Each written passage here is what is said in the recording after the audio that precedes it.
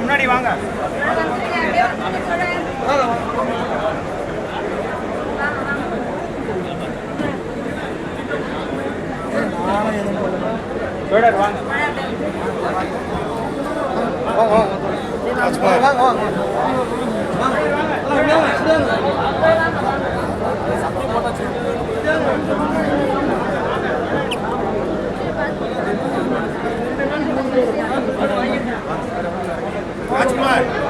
கீழே பார்த்தவங்க பார்த்துறேன்.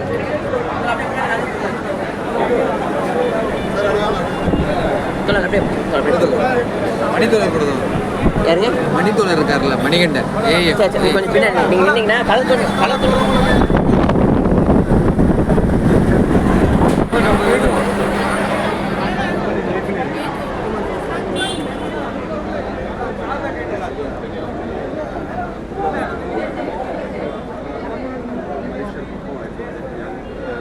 അനിരാജ നമ്മളടുത്തോട് സംസാരിക്കുന്ന സമയത്ത് അവരുടെ കണ്ണ് നിറയുന്നുണ്ടായിരുന്നു. കാരണം വ്യക്തിപരമായി ജീവിതത്തിൽ വിവാഹത്തിലേക്ക് പോകുന്ന സമയത്ത് ഒപ്പം നിന്ന മകളെ പോലെ ചേർന്നിട്ടുള്ള ഒരു രീതിയാണ് ഇടവാങ്ങുന്നത് എന്നുള്ള സങ്കടമുണ്ട്. ഞാനിങ്ങോട്ട് വരുന്ന സമയത്താണ് ശ്രീ രജനീകാന്ത് ഉൾപ്പെടെയുള്ള ആളുകളെ ഇങ്ങോട്ടേക്ക് വന്നത്. വലിയ ഒരു യാത്രാമൊഴി അദ്ദേഹത്തിന് തമിഴ്നാട് നൽകുകയാണ്. നേരത്തെ പറഞ്ഞതുപോലെ 80ാമത്തെ പിറന്നാളിൽ അദ്ദേഹത്തിന് പ്രവർത്തകർ 1 കോടി രൂപ അദ്ദേഹത്തിന് നൽകുന്നു.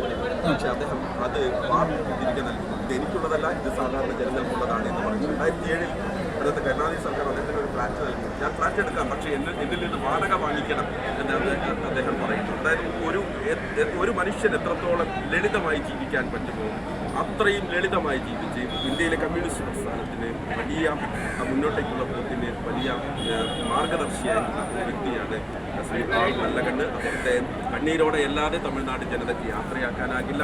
അതാണ് ഇവിടെ നിന്നും കാണുന്നത്. വലിയ തോതിലുള്ള മുദ്രാവാക്യം വിളികൾ ഇവിടെ നിന്ന് മുഴങ്ങുന്നുണ്ട്. അങ്ങ് മരിക്കുന്നില്ല എന്നുള്ള ഓർമ്മകൾ മുഴങ്ങുന്നു. എന്തായാലും കണ്ണീരോടെ അദ്ദേഹത്തിന് തമിഴ്നാട് യാത്രാമൊഴി നൽകുന്ന അവന് വേണ്ടി ചെന്നൈയിൽ